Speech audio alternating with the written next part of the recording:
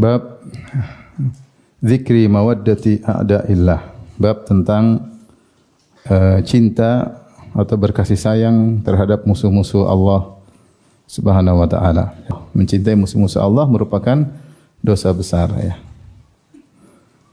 Harusnya mencintai sesama kaum mukminin ya.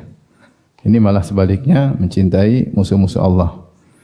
Dan Syekh Muhammad bin Wahab rahimahullah membawakan dalil-dalil yang menunjukkan bahwasanya wajib membenci musuh-musuh Allah meskipun mereka adalah karib kerabat ya. Tentunya dengan kecintaan yang terlarang ya.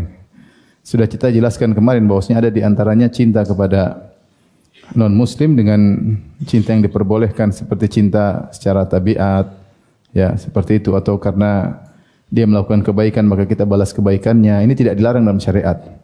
Tetapi kalau ternyata non-muslim tersebut adalah musuh-musuh Allah, memerangi agama Allah, maka meskipun karib kerabat maka harus dibenci, harus dimusuhi.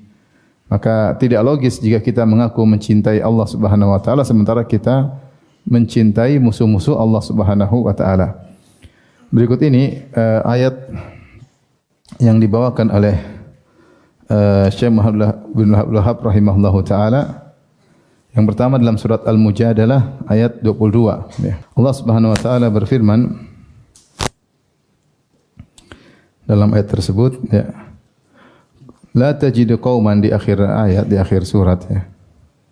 Kata Allah Subhanahu wa taala, tajidu qauman yu'minuna billahi wal yaumil akhir. Engkau tidak mendapati suatu kaum yang beriman kepada Allah dan hari akhirat, yuwaduna man hadallah. Mereka lantas mencintai atau berkasih sayang dengan orang-orang yang memusuhi Allah wa rasulah, yang memusuhi Allah dan rasulnya. Kemudian setelah itu Allah berfirman, walau kanu aba'ahum au abna'ahum, meskipun mereka itu adalah orang tua mereka, bapak-bapak mereka, ibu mereka, au abna'ahum atau anak-anak mereka, au ikhwanahum atau saudara-saudara mereka, wa ashiratahum atau kabilah-kabilah mereka. Ulaika kataba fi qulubihimul iman wa ayyadahum bi ruhim min. Mereka itulah orang-orang yang Allah telah menanamkan keimanan dalam hati mereka dan Allah kuatkan mereka dengan pertolongan yang datang darinya. Di sini Allah menceritakan di antara sifat orang-orang yang beriman kepada Allah dan Rasulnya dan beriman kepada hari akhirat, tidak menjadikan musuh-musuh Allah sebagai kekasih mereka, berkasih sayang. Meskipun musuh-musuh Allah tersebut adalah karib kerabat, meskipun bapak mereka, anak-anak mereka, ya, saudara-saudara mereka, atau dari kabilah mereka, itu sepupu dan yang lainnya. Ini ayat jelas ya.